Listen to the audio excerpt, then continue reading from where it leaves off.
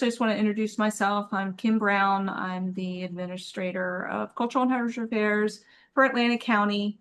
Um, and I recognize quite a few names, some I do not. So looking forward to hopefully working with you all for the 2026 grant season. Um, we've had a couple of different adjustments and changes this year, which we will be discussing today. And I brought on Matt Pisarski, who is the Cumberland County's Planning Director and the Director of the County Department of Planning, Tourism, and Community Affairs. Big title. He also runs a private firm called Pine Mountain Consulting, sorry. And he's been kind of I worked with him a lot over the past few years, and he's great help in giving presentations. So I'm going to kind of hand it over to him to get started, and then I can maybe try to reach out to this one person that was having a hard time getting on. And when it comes to questions, you can either use the chat feature or the Q&A feature, or raise your hand and we can unmute you later on as we move on through the presentation. So with that, I just wanted to get started, and welcome, Matt. Thank you. Thank you. And I have the chat open. I'm just seeing. So to Dana's question, yes, you are automatically muted, and this is being recorded. So and it'll be available after the event. So welcome everybody. We're going to go over the Atlantic County grant guidelines for arts and history. There have been a few changes, and if we can go to the next slide, we'll get going. Perfect. So this is the front page of the guidelines. And there are a couple things to note here. Again, as in years past, the Atlantic County Cultural and Heritage Commission only needs one full copy of the application. It is available in a variety of formats. You can mail or hand deliver. And the deadline this year is Friday, October 10th by 4 p.m. That's important. The deadline is important.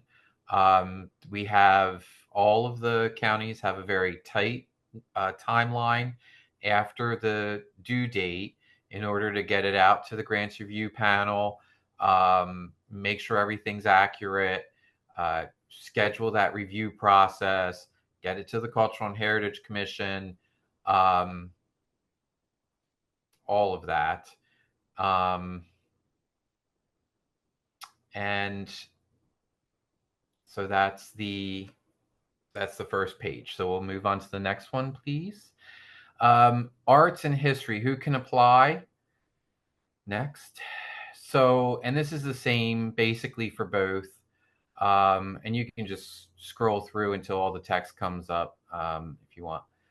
So who can apply? Nonprofits or government agencies who are conducting programming that is occurring in Atlantic County, and you need to be properly incorporated and tax exempt. And for GOS organizations, you must be headquartered in Atlantic County. And on the history side, an organization can apply on behalf of an individual historian's project, so long as that organization is participating in that work in some fundamental way. And then what can be funded? Publicly accessible, that's an important component of arts or history programming in Atlantic County occurring in calendar year 2026. You can apply in both cases for either project support or operating support if your primary mission as an organization is arts or history. What cannot be funded?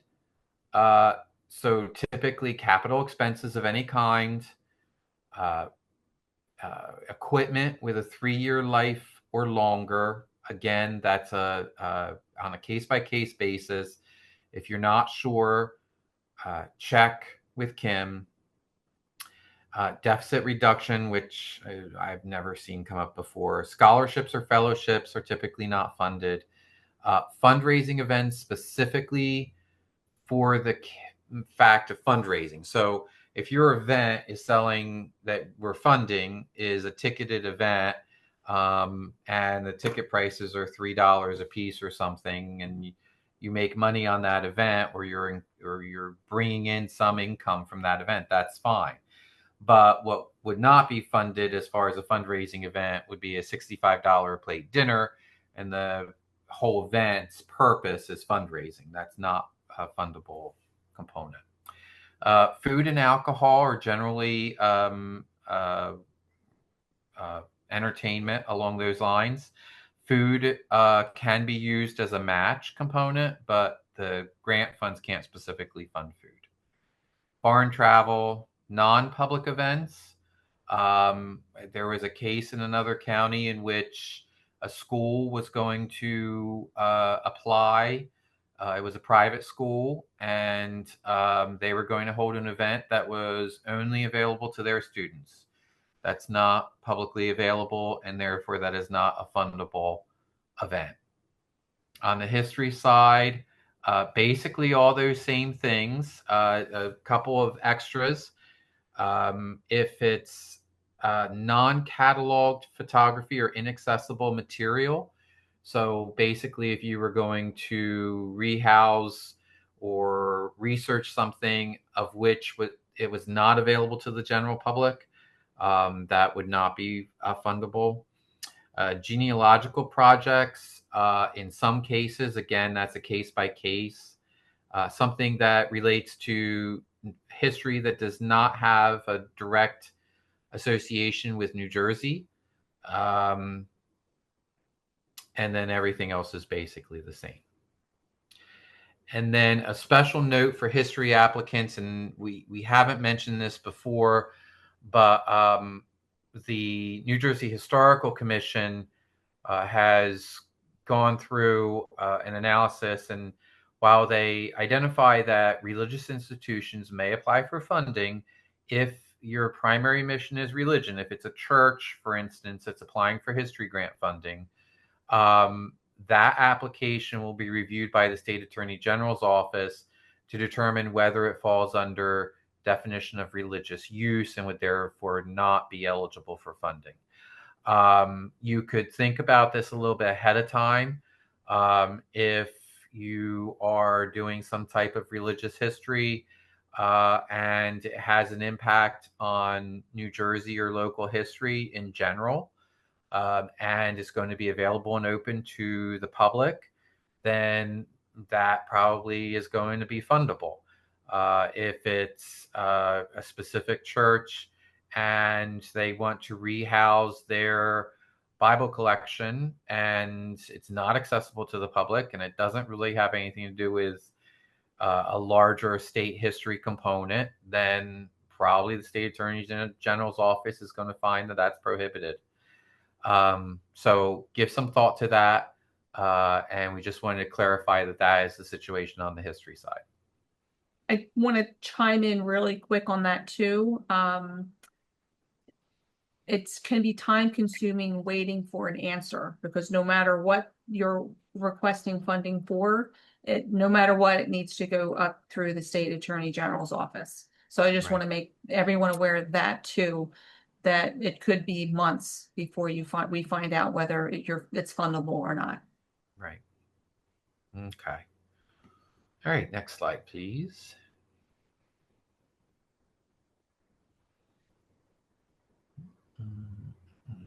Okay. So there are several types of grants you can apply for. These have remained pretty consistent from last year. So on the art side, you have technical assistance. That's a starter grant for smaller new organizations, and the max award is $2,000. That's if you're unsure of the application process, you're very hesitant, you're maybe 100% volunteer, you've never applied for funding before, that might be a good starting point for you. If you have a specific event or project or a series of events or projects within calendar year 2026, you can apply for special project support or general programming support. Difference is special project, single event. General programming support, multiple events. Right? In both cases, the max award is $10,000. And then if your primary mission as an organization is arts, you can apply for general operating support, and the maximum award for that is $20,000. So keep those max awards in mind. Don't request higher than the max award. On the history side, similarly, if you have a specific project or a series of projects or events, you can apply for general programming or project support, and the max award is $6,500.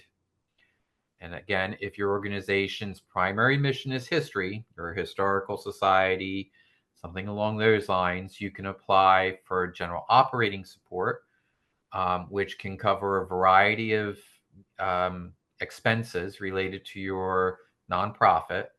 And the max award, again, is $6,500. Yes, the answer, you can apply for one history and one art if you feel that you have the capacity to do that.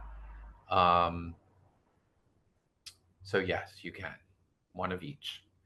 All Has right. to be separate projects, though. Separate projects, correct.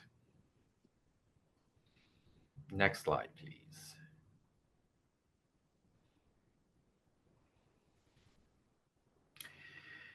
All right, match requirements. We're going to try not to get confused with this. It's pretty somewhat straightforward. So on the art side, there is a match requirement unless you're applying for operating.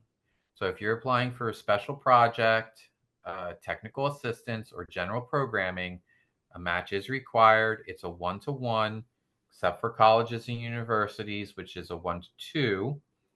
75% of that match must be cash, with 20% available as in-kind expenses. And then salaries and benefits of employees can be considered cash for the portion of their work directly associated with the project. And again, if you're applying for operating, no match is required. And then on the history side, there's no match required at all. Match requirements have been removed from the history side. Now, the caveat is that scoring still takes into consideration if you have a diversity of funding sources, your governance capacity, your ability as an organization to facilitate the event. So if you do have income, either cash or in kind, it's a good idea to include that in your budget narrative and in your budget forms, because it can affect your scoring. So while match is not required on history, we still recommend that you show it if you have it, as it could affect scoring. Okay. Acknowledgements are pretty straightforward. There are distinct acknowledgement requirements for arts and distinct acknowledgement requirements for history. Examples are shown here.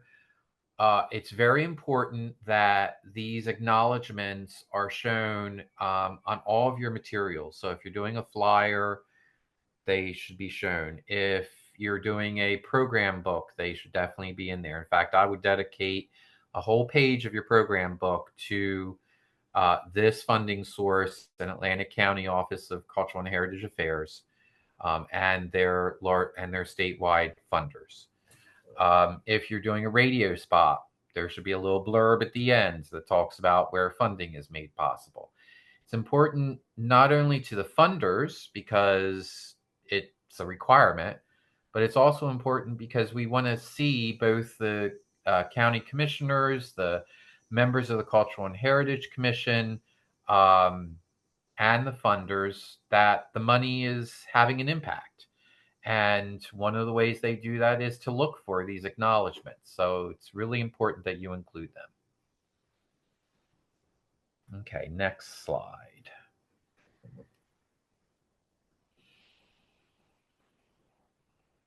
All right, a brief discussion on the review process and the criteria.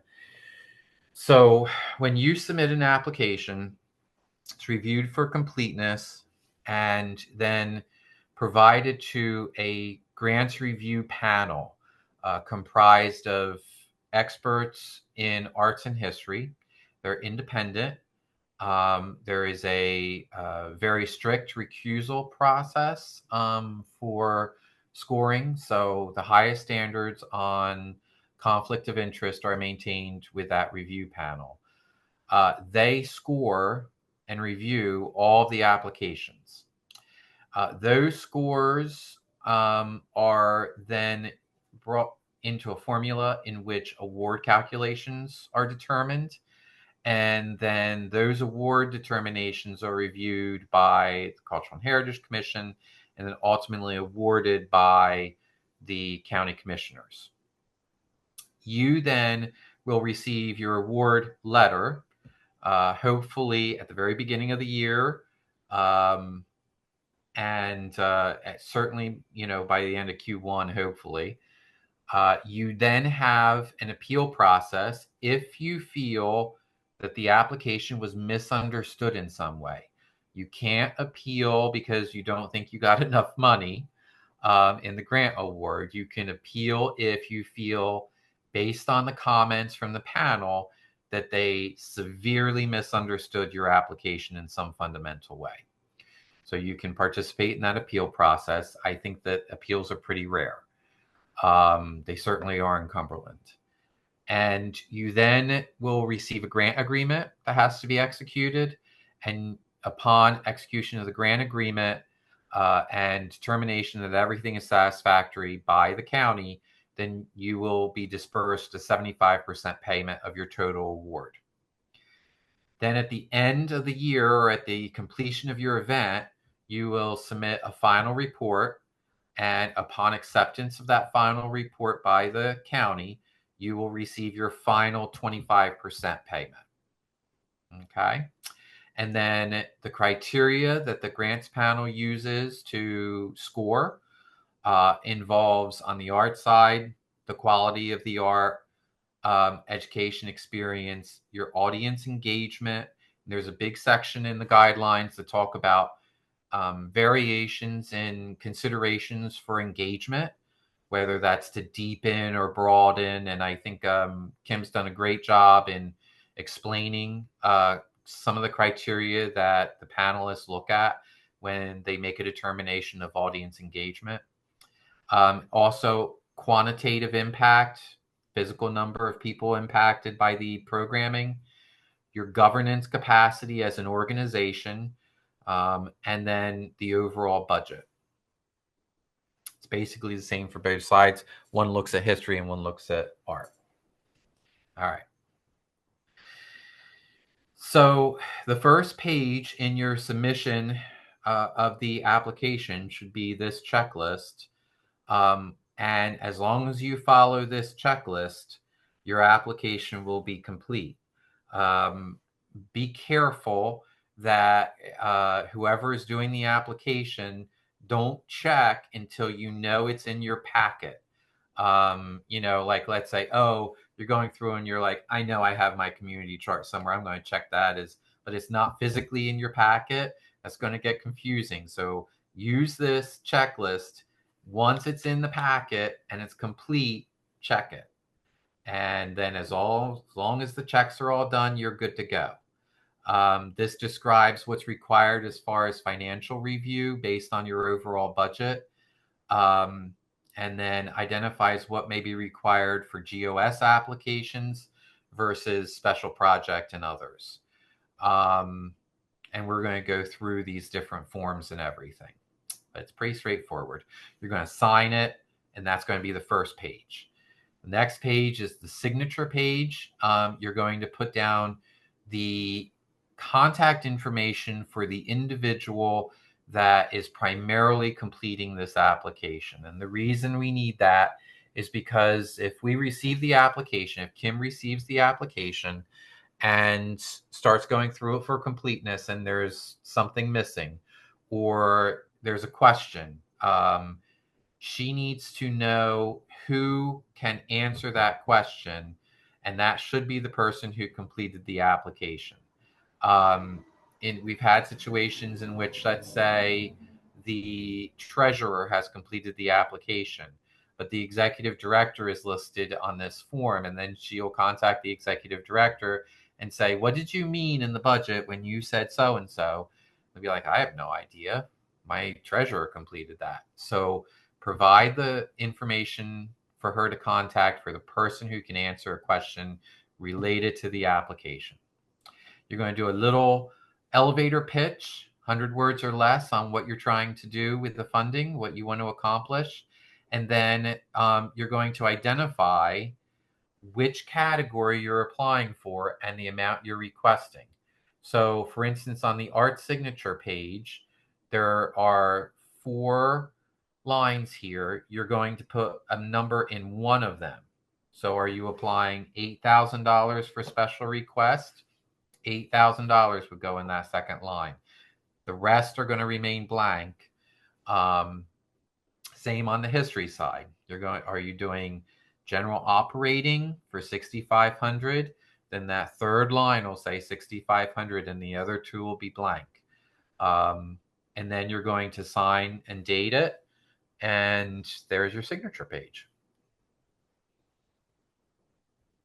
And state legislative districts, cultural codes, all of that stuff is listed in the guidelines. Discipline, those are all provided. All right, so the meat of the application, other than your budget description, is your narrative. You have to keep in mind that the panelists that serve on the grants review panel may not know your organization at all. They need to have a clear, concise description of what you're doing, when you're doing it, what the impact is going to be, why you want to do it, how it's going to get done. And then for GOS applicants and other applicants, a very brief review of what your organization does and why. And then you're going to also include a budget narrative explaining the figures that are in your budget forms.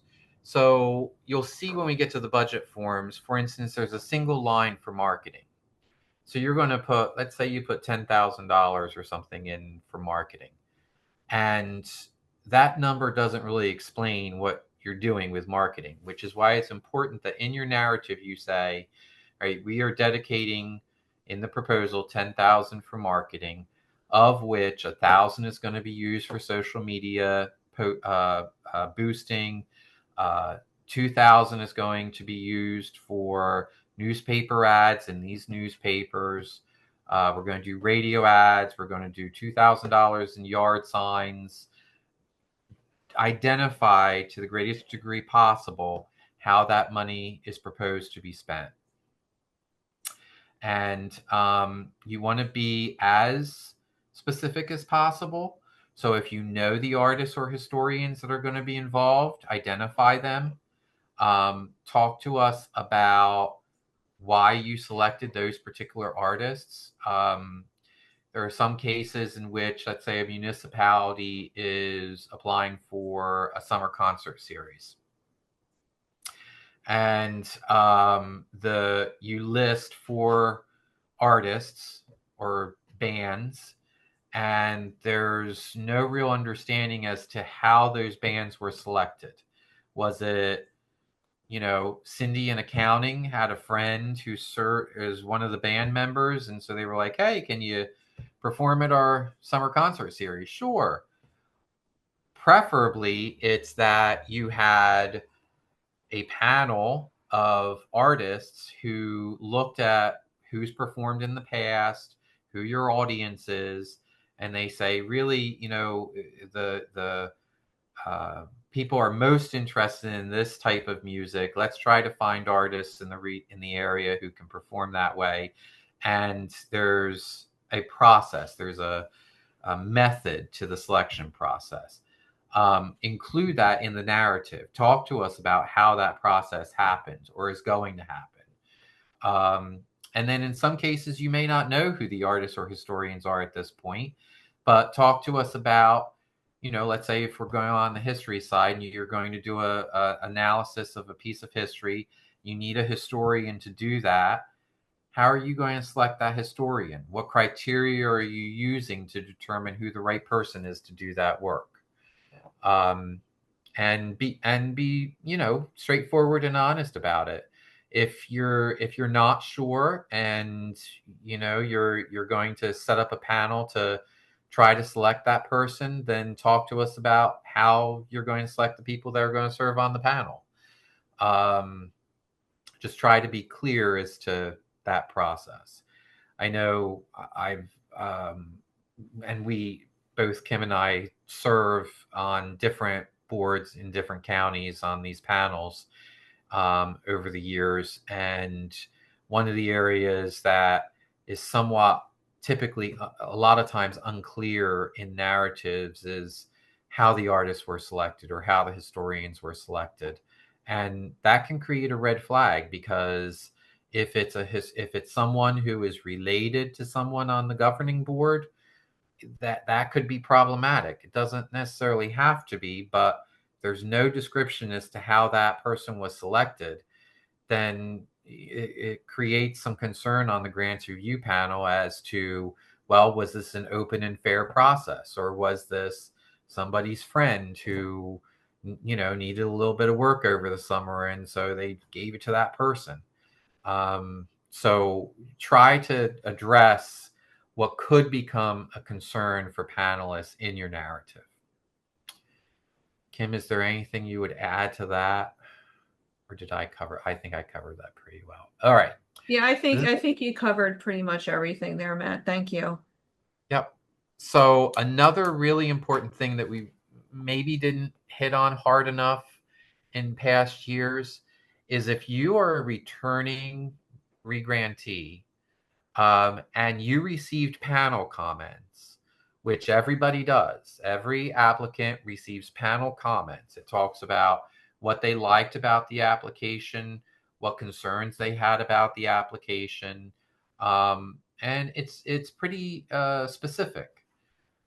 If you've received those panel comments, especially last year, you need to be responsive to those comments in this year's application. So if in last year's comments, let's say they said there was no clear understanding of how you attracted diverse audiences to your event, then in this year's narrative, you should say last year's comments included concerns regarding how we outreach to different audiences. We are going to address this year by advertising in the Spanish language radio show, sending flyers to the senior centers to ensure that the senior community is invited and feels comfortable in coming to the event. Talk about how you're being responsive to those comments, particularly from last year. We have an organization in Cumberland County that receives the same concerns, had received the same concerns for multiple years, and their narrative from year to year was almost unchanged. It was completely non-responsive to the panel comments, and they got hit for it. It affected their score and ultimately affected their funding level. So it's really important, because, and certainly the grants review panelists remember, because we serve multiple year terms on a panel, and they'll remember what they were concerned about last year with your event or organization. And if you don't address it, they're going to say, well, my concerns last year are the same as this year. And now I'm even more frustrated because they didn't try to allay our concerns in any way. So make sure you do that. Okay, next slide.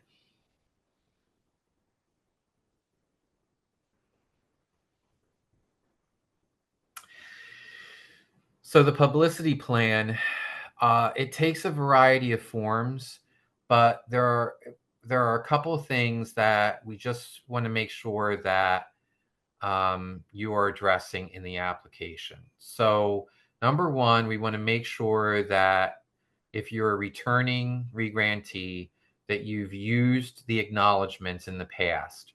So include examples of flyers in your application packet that have the acknowledgments in them, or give us examples of where the acknowledgments were used in previous years. Everybody at this point should have some form of social media presence.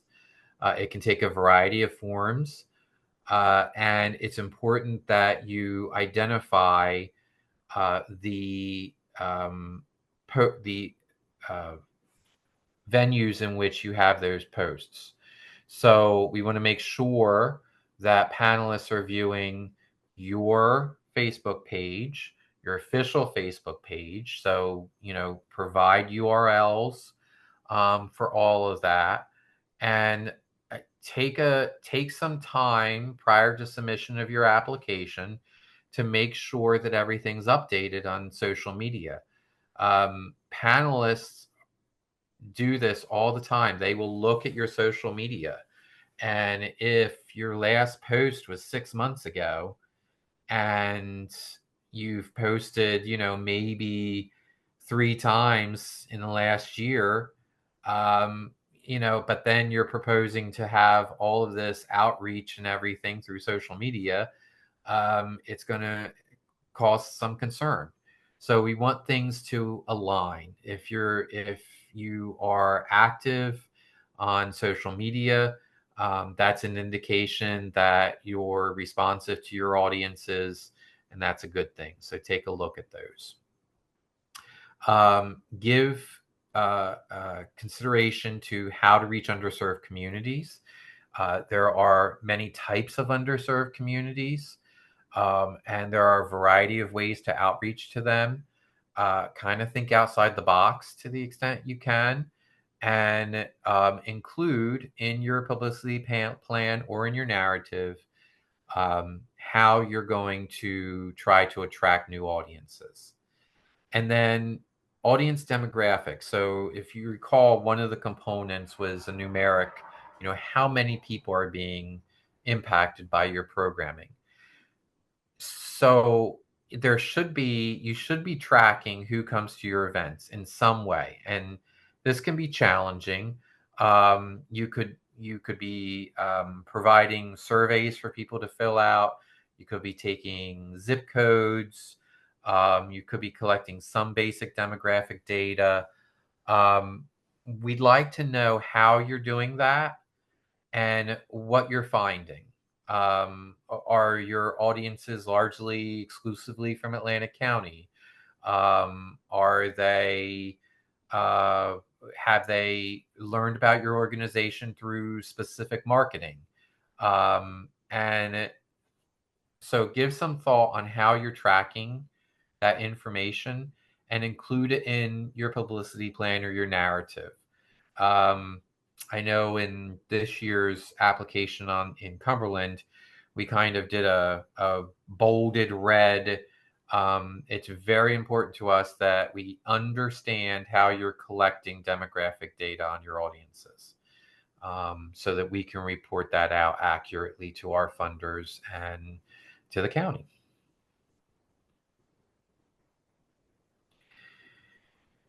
All right, so these are some of the charts and forms you're going to see in the application that need to be completed. This first chart, Form A, is your activities chart. So what we want to know is what kind of activities did you have this year or planning to have this year? And if the event has occurred, then what your attendance figures look like. and then what you're proposing for next year. And this can be specific if you're doing a special project or something like that, and it's a concert series. Then you can put just the concert series in here so that we can track that. We don't. If you do a variety of other things and you're not seeking grant funding on those other areas, then you don't necessarily have to put it in here. You can if you want to, but the primary interest is in understanding what you're doing, what you've done, what you're projecting to do. And the idea is to have an alignment with that to some degree. So if you held a concert series this summer and you attracted 2,000 people, then, and you're proposing a concert series next summer and you're proposing to attract 5,000 people, then the narrative should talk about how you intend to double your audience or more than double your audience. There should be some alignment there. Now, if you put your projected number your actual number this year was 2,000 and your projected number next year is 2,250, that's a lot easier to understand. And it's an iterative process and it's going to happen over time. And the forms are nearly identical between arts and history.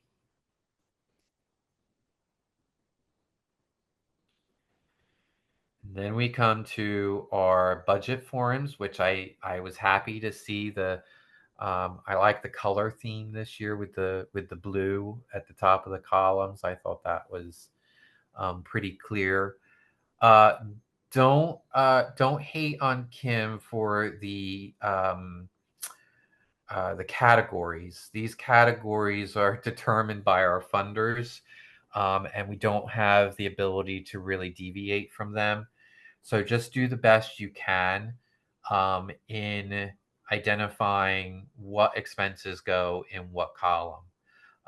Generally, so you have the area 1, which is personnel. Those are costs associated with your organization. So do you have on-staff artists? Do you have an executive director that receives a salary? Do they get fringe benefits? That's kind of area 1, section 1. Section 2 is all your contracted work. So do you hire as a consultant artists for different events? Did you do a W-9 for an artist to conduct a workshop? Did you hire a historian to assess your collections as a contracted service? You would put those figures in section 2. Section 3 are capital expenditures. You can't apply for grant funds for that category, but you may potentially have some match in that, which you're welcome to put in there. And then everything else is kind of collected into section 4 in these various categories: rentals, marketing, postage, maintenance. If you're not sure what category it goes in, reach out to Kim and explain what it is, and then she can give you guidance on what column it should go in. Again, there's some wiggle room there, and what is going to really help is in your budget narrative if you additionally explain. So if you put under rentals, $4,000, and in your budget narrative indicate what you're renting. That makes a huge difference. And then the columns kind of add up, and you have your total in column D, and then they add up down at the bottom, and you have your total expenses by grant request, cash, and in kind.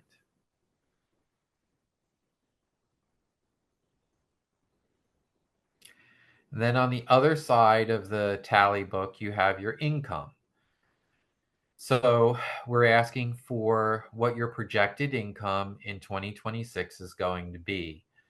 Again, these categories are not determined by us, but generally speaking, in section A, it's going to be your revenue generators. So, are you doing ad sales in your program book? Are you charging admission to your events? And this is specific to what you're requesting funds for. So, if it's a special event and it's one event, we only want the earned income for that event.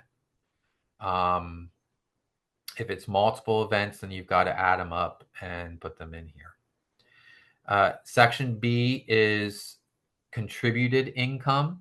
So, what kind of fundraising are you receiving from businesses, from individuals, and from other nonprofits? So, if you're lucky enough to get a Pew grant for something in association with an event you're requesting funding from the commission, then you would put that under foundations and nonprofits. And then in your budget narrative and in the next form, you're going to identify Pew Charitable Trust, whatever the amount is. If you're going out and you're going to your local dealerships, let's say you're doing some type of history of uh, cars in Atlantic County or transportation in Atlantic County, um, and you thought, well, let's see if car dealerships would support that type of programming. You go to your Ford dealer and you talk about what you're going to do, and they could have some advertising rights in the program book, and they say, yeah, we'll give you $500 for that. You're going to put that under corporations, and then in the next form you'll see you're going to identify a local Ford dealership is giving $500 or is committed to 500. And if you don't know if this, again, these are projections. So if you'd like to go to your Ford dealership, that's the plan, then put that in here at this point. If they ultimately don't give you the funding, that's not going to be considered a negative. In your final report, you're just going to indicate we did not get the anticipated funding. And maybe these are the reasons why. And then under contributed income government, so any government source of funding other than this grant. So if your municipality is contributing, for instance, you're going to put that contribution in here, and then you're going to identify in the next form that it was whatever the municipality is, Egg Harbor Township or whatever it was, contributing a certain amount of money. And then other income is in kind, and then just carryover cash and stuff like that. Those are rarely completed, but they're there just in case. And then at the bottom, you're going to identify what your request is from Atlantic County Cultural and Heritage, requested for 2026. So that number that you put in there should match the amount that you put on the signature page. Okay, so pretty straightforward. And then this just goes into the details of those categories. So as I mentioned before, if you're going to go to 4 car dealerships, you're putting and each one you're asking for $500.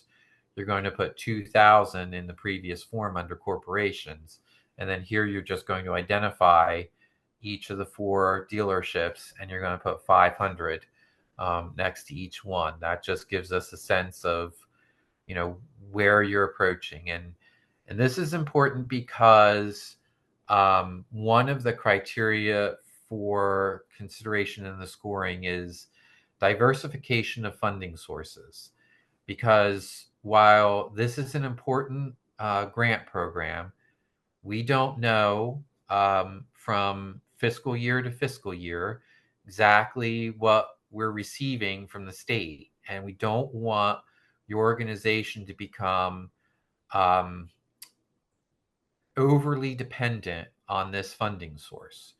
So it's important that you maintain diverse funding options. And that is a lot of what this form, the previous form, is looking at.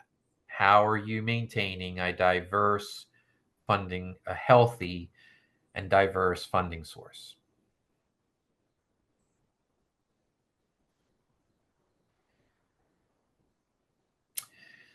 Then, again, one of the criteria for evaluation is governance for your organization. So this form relates to that component. So we want specific names of your governing board. I know we get questions. Sometimes I had a, a Native American tribe ask, well, who would the governing board be for the tribe? And I said, well, it would be your who makes the decisions for the tribe. It would be the elder board. And I said, then that's who we want listed here. Whoever has governance capacity over your organization is the board that you should be completing this form towards. So we want names, the municipalities of where each person lives, and their occupation. You should not put retired. If they are retired, that's fine, but we want to know what they did before they retired. Year term to end. So every board member has a term. It might be 5 years. It might be 3 years. And what that year should be in that column is the last year of their current term. So if they are in a 3-year term and the first year was this year, 2025, then year term to end is going to be 2027. Okay. Then we want total years on the board. So this is how long they have served on the board since they were first appointed. And one of the areas that's important for is there should be a variety. So if the entirety of your board is your founding members from 20 years ago, and every single board member has served on that board for more than 20 years, and you've brought no new person onto that board, that could potentially be an area of concern. If so, what we wanted you to try to do is bring fresh voices onto your board so that the total years on the board, there's a variety of dates. You can have people who have been there, since the very beginning. That's great. But you should also have new interest from new community members who have maybe only served 3 or 4 years on that board. It could be brand new, one. And then board title is board member, or if they serve on the executive committee, what their title is: chair, vice chair, secretary, treasurer. Okay. It's the same for history.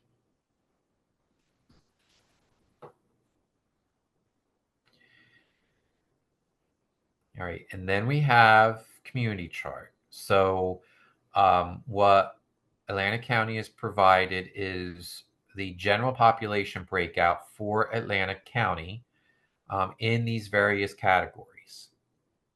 How many adults versus children are in Atlantic County? How many seniors over 65 are in Atlantic County? That's the first column. So then we want you to identify how your board falls into these categories. How many African American members of your governing board are there? And that if there are 3, then that number should be 3.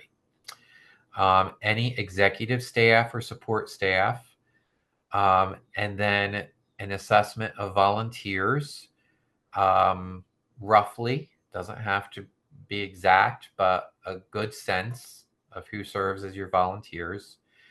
And then if you know the artists or historians that are going to participate, then you can give us that information. If you have not selected those people yet, then you're not going to know, and you can leave that column blank. Same with live audiences. You don't know at this point what your demographics on audiences are going to be. So if that column is not complete, that's okay. In your final report, we hope that you're going to be able to accurately complete that column. But certainly board, staff, and volunteers, you should know and be able to fill those columns in. All right. And then I believe this is new. What Kim has done is related to your accessibility. She's created this checklist. So you're going to just check yes or no on these various questions related to accessibility, ADA grievance procedures, and a variety of other questions related to barrier-free access to your programming. There's no necessarily wrong or right on this. So, for instance, if you are currently not providing Braille publications, we're not going to defund you for that, but be honest about it and indicate no. And then under additional comments, you may say, we are working with the blind community to establish a Braille policy or something along those lines. And then if you happen to have a ADA plan for your organization, you want to attach it after this form. And the same with your grievance procedure. So do you have a board approved ADA grievance procedure? If you do, attach it after this form. And just a word on grievance procedures, that's an important component.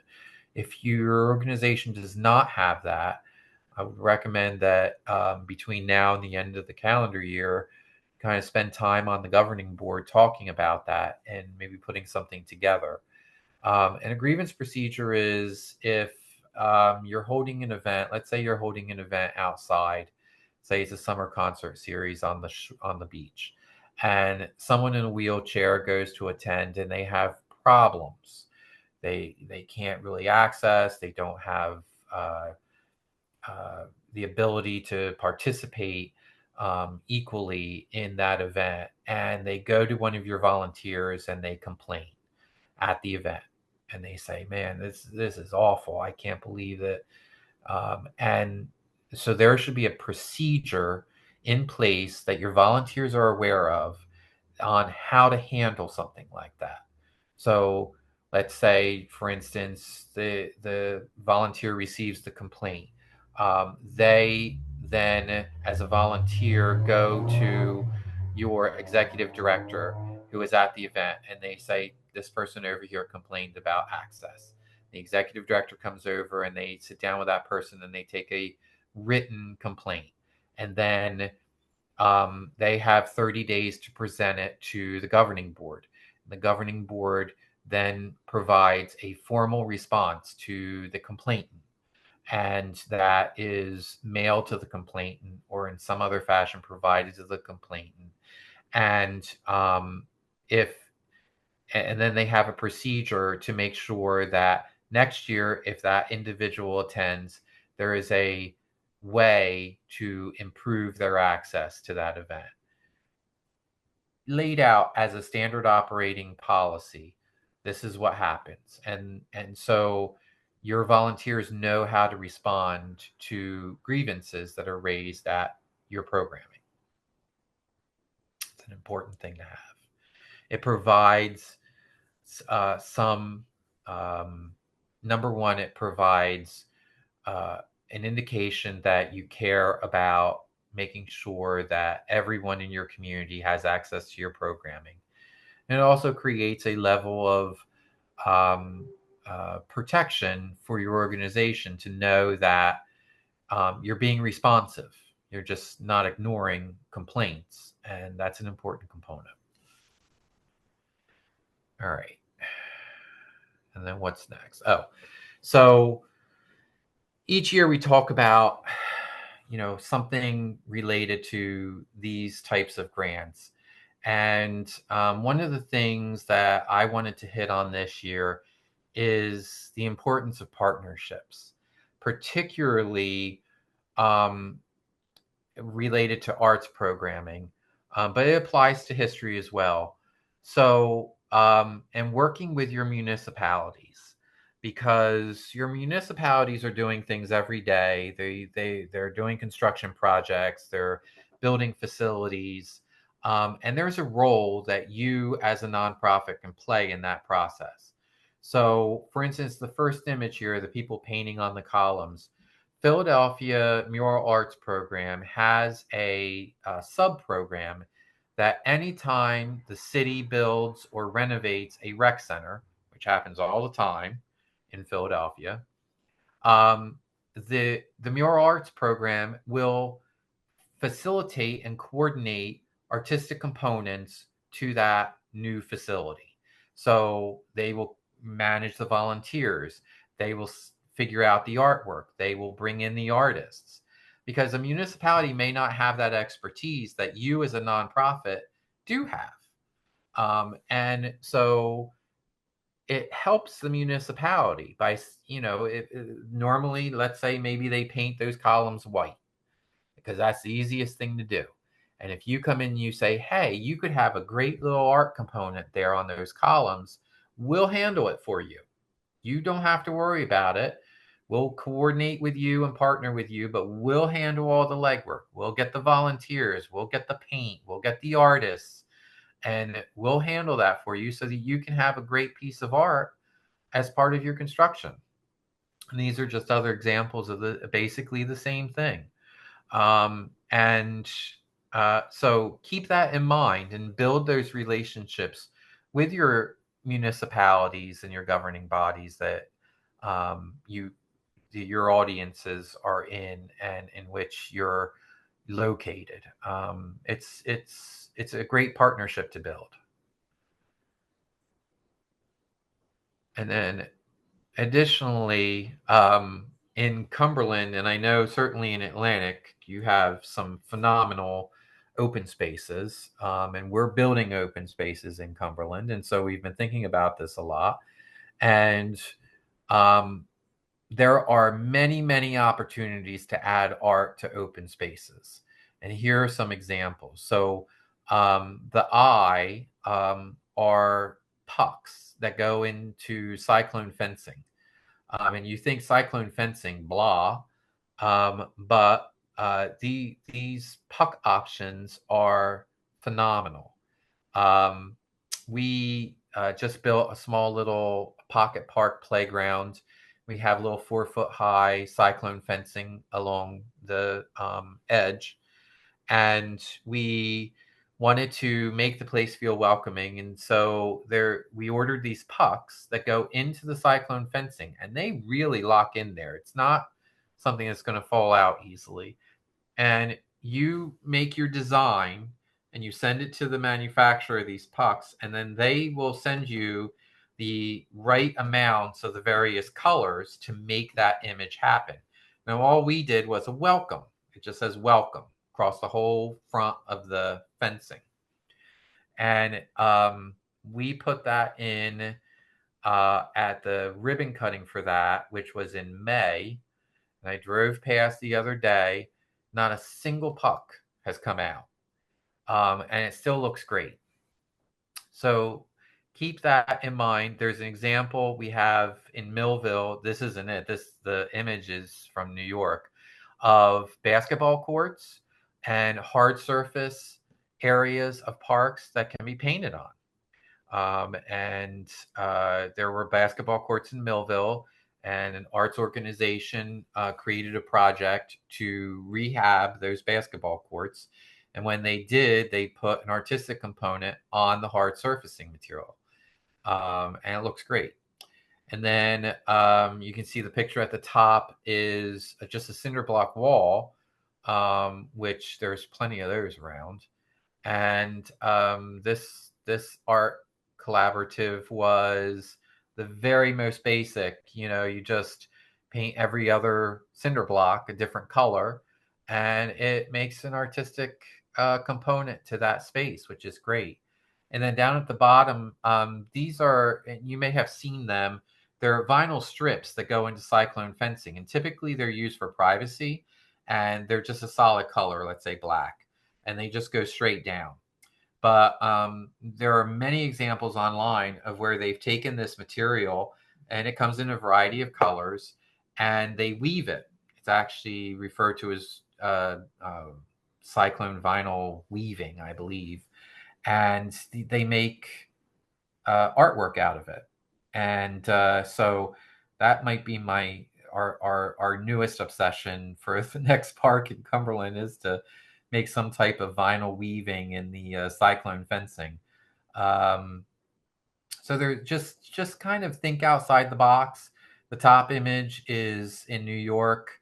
An artist just took photographs of people in the park, and then printed them onto like a all-weather material, and then cut them out and secured them to the cyclone fencing in that park, as an art installation.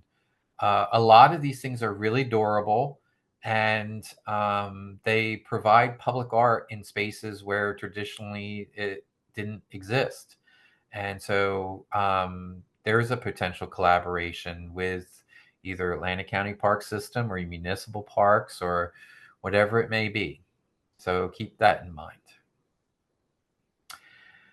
And then that's it. So we're here to field questions. And Kim, if you, we're going to do it through the chat or the Q&A. Yeah, we have anybody can raise their hand too if they wanted to actually, and I can unmute you if you have a question as well. But Martha Arizin, she asked, can we use the funds to pay a tribal dance and drumming troupe to present for the community? Which I would think yes. Yes. Yeah, I would think that it's a larger event, I would think that you're doing, but yeah, that the cost for that would definitely be covered Right. in the grant. Bill has his, let me see. Let's see. All right. Hi, Bill. I just unmuted you.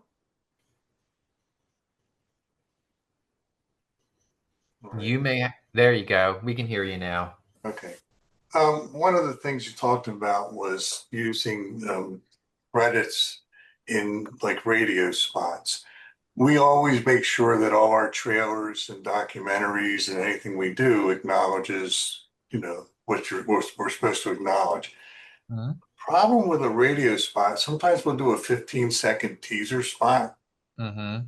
By the time you say the name Atlantic County, that's like 9 seconds, 10 seconds. How do we get around that? In other words, do we have to acknowledge it in every radio spot? And a lot of times, our biggest sponsors are going to say, well, why weren't we acknowledged? Mm-hmm. So I'm just curious how we get around that. Well, you can work with Kim to shorten the acknowledgement line, and maybe say something like participant in Atlantic County's cultural programming, something like that. But there should be, even in short radio hits like little commercials, there needs to be some type of acknowledgement, that uh, you know 3 seconds worth of time to say, you know, funds funded in part by State Council on the Arts. Well, You know, that's That's not the county then, you're saying the Right. state. Well, right. you would work with Kim to come up with language that's going to not detract from your ability to promote your event in that snippet, but that provides some type of an acknowledgement of the funding, one way or the other. Right. I mean, I can call the state too to see if what they recommend as well, because I hear you, Bill. I know that, I mean, advertising That's is the one place where it gets really tricky. right. Okay. Yeah, I'll make a note and I'll reach out to the state and see what I can find out to see if they have any Because recommendations. some of the radio state, I mean, we're digging deep into our budget to run these commercials because they're not cheap. Right. I'm just trying to make sure we get all the information in for the event as best we can in a short time. So, all right, thank you. Yep, you're welcome. And then let's see. Marlene, I'm gonna unmute you.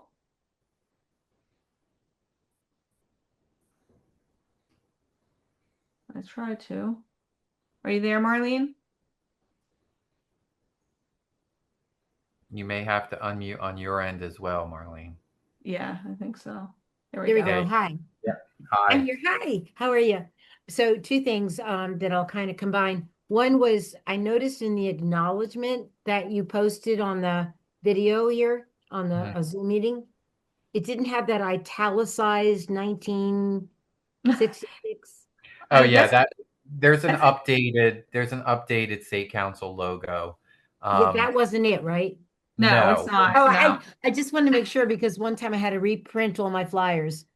And I just And wanted to make sure it wasn't- I actually just updated ours, just so that the type flow is a little bit shorter.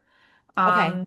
So that I was going to send that send that out. Oh, we'll to get that, everybody. right? We'll get that Yep. one. All right. Yep. And the other question was, Kim, I know you've tried sometimes to come to one of our events, and I would love to know, is there a way, if you can't, is there a way to invite some of the folks from the Atlantic County Granting Organization? I'd love you to see some of our work. Is that something that you can do, or What you I could- do, like especially like for my advisory board, is I do reach out to everybody and I provide them their, all the different schedules, at least what everybody shares with me.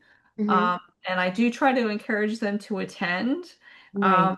I can try to push them a little harder, and you need to push me a little Well, harder. only because, Try to- I'm getting older. I don't know how much longer I'm going to be able to physically do this because of my age. And I really would love somebody to see our dinner Okay. theater. Okay. All right, all Okay. right. That's it. Okay. It's good to hear your voice, Marlene. It's been a Oh, while. you too, Kim. I can't wait to do it again. Okay. Okay. So does anybody else have any additional questions? You need a fast, oh, someone answered, Bill, you need a fast talker or the radio station could speed up the tagline.